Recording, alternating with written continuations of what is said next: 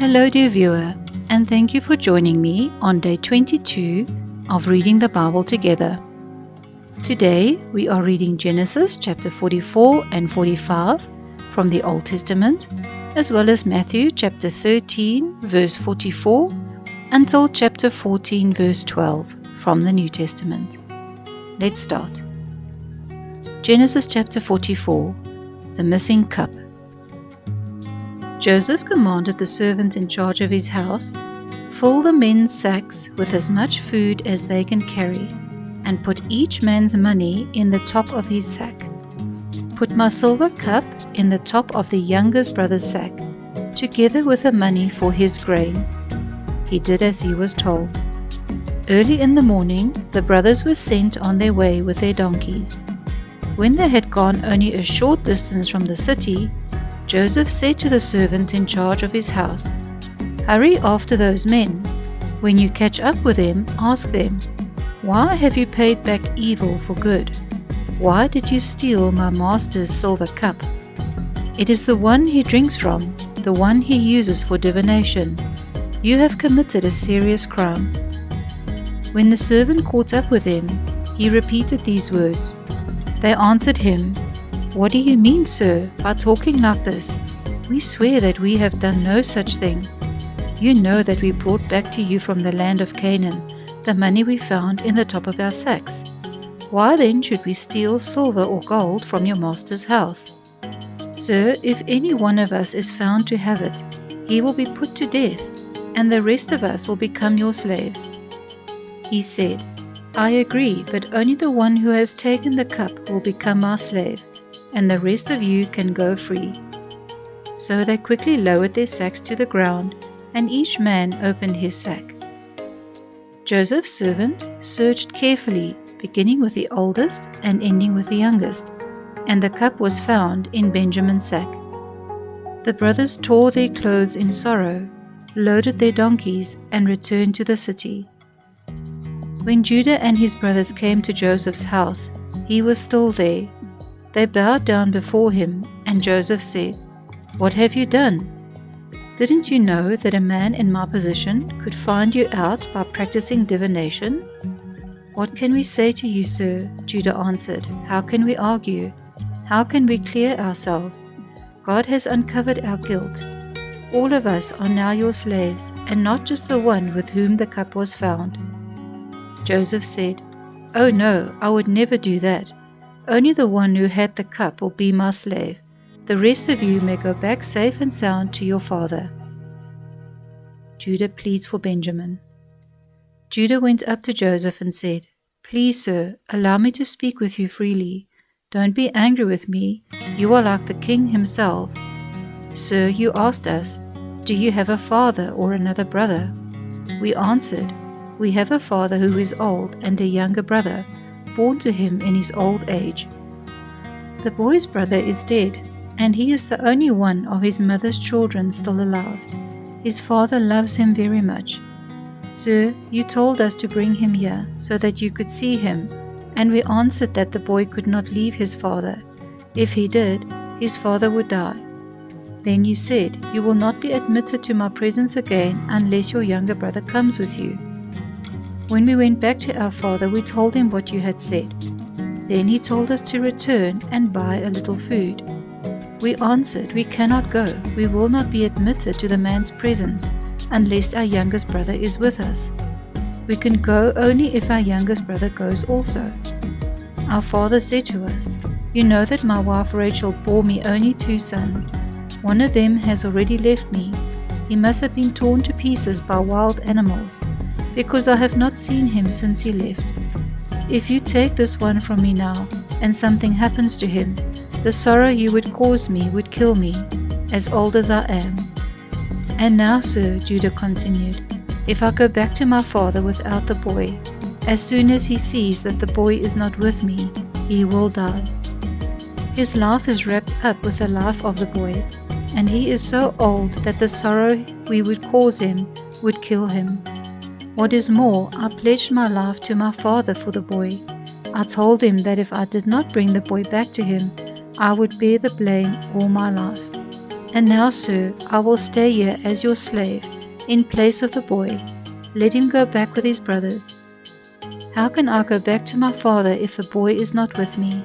I cannot bear to see this disaster come upon my father. Genesis chapter 45. Joseph tells his brothers who he is.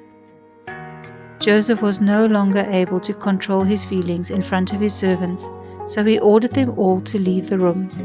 No one else was with him when Joseph told his brothers who he was. He cried with such loud sobs that the Egyptians heard it, and the news was taken to the king's palace. Joseph said to his brothers, "I am Joseph. Is my father still alive?"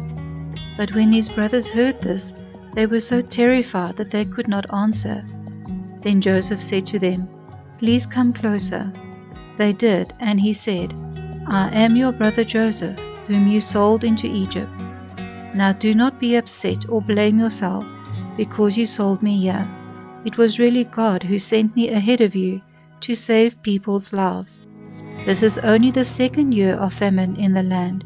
There will be 5 more years in which there will be neither plowing nor reaping.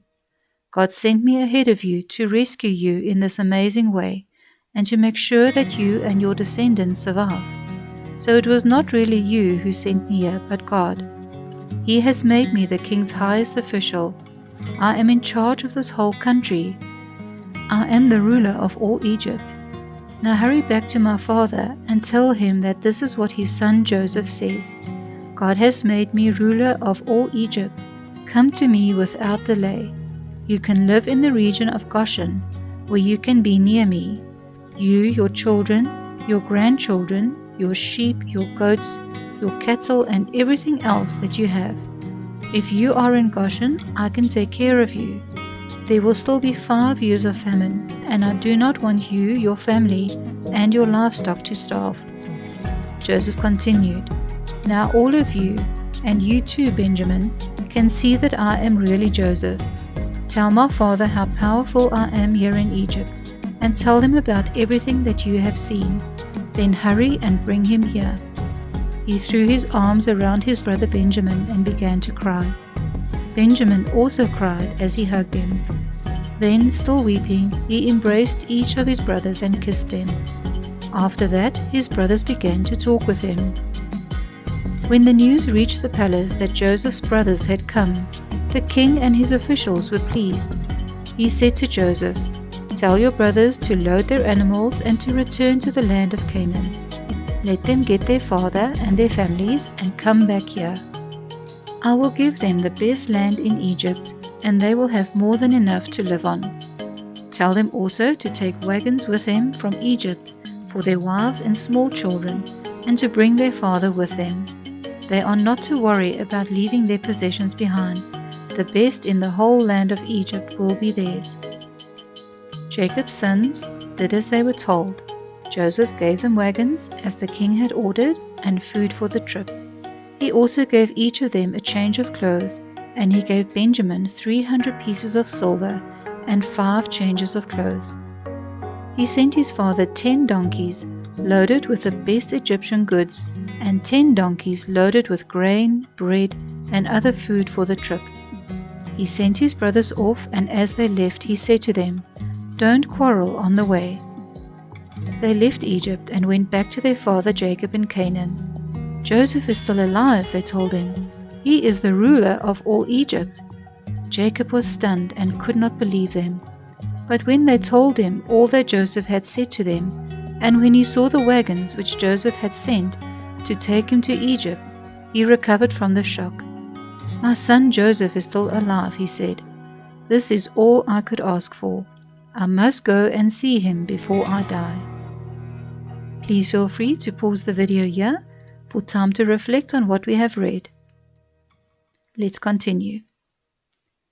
Matthew chapter 13, verse 44 to 58.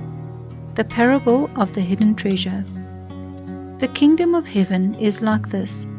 A man happens to find a treasure hidden in a field. He covers it up again and is so happy that he goes and sells everything he has and then goes back and buys that field. The parable of the pearl.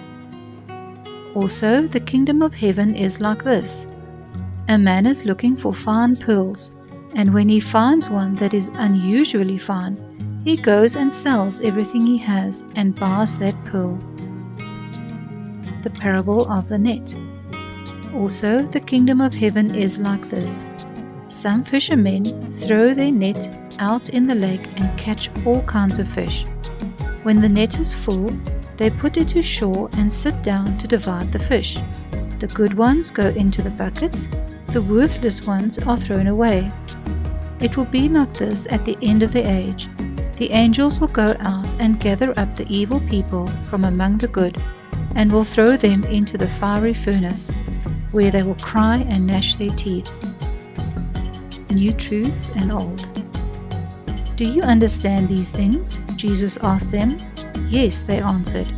So he replied, This means then that every teacher of the law who becomes a disciple in the kingdom of heaven is like a homeowner who takes new and old things out of his storage room. Jesus is rejected at Nazareth. When Jesus finished telling these parables, he left that place and went back to his hometown. He taught in the synagogue, and those who heard him were amazed. Where did he get such wisdom? They asked. And what about his miracles? Isn't he the carpenter's son? Isn't Mary his mother? And aren't James, Joseph, Simon and Judas his brothers? Aren't all his sisters living here? Where did he get all this? And so they rejected him.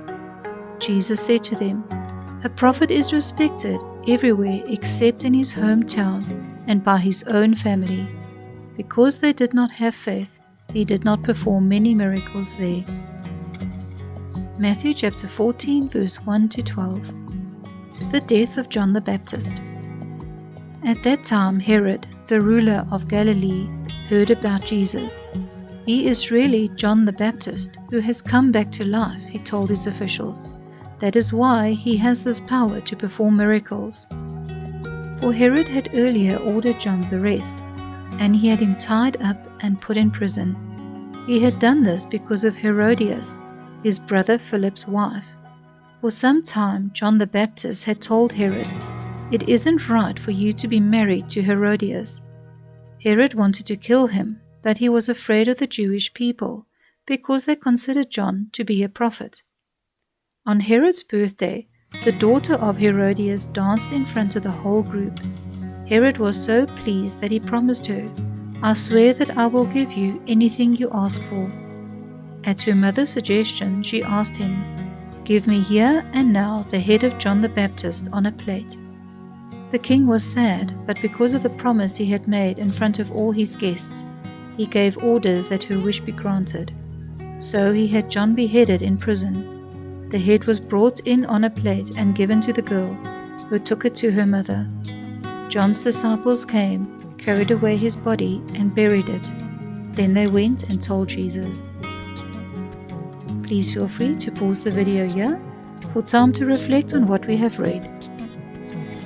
That's it for today, and I hope that you'll join me in the next video.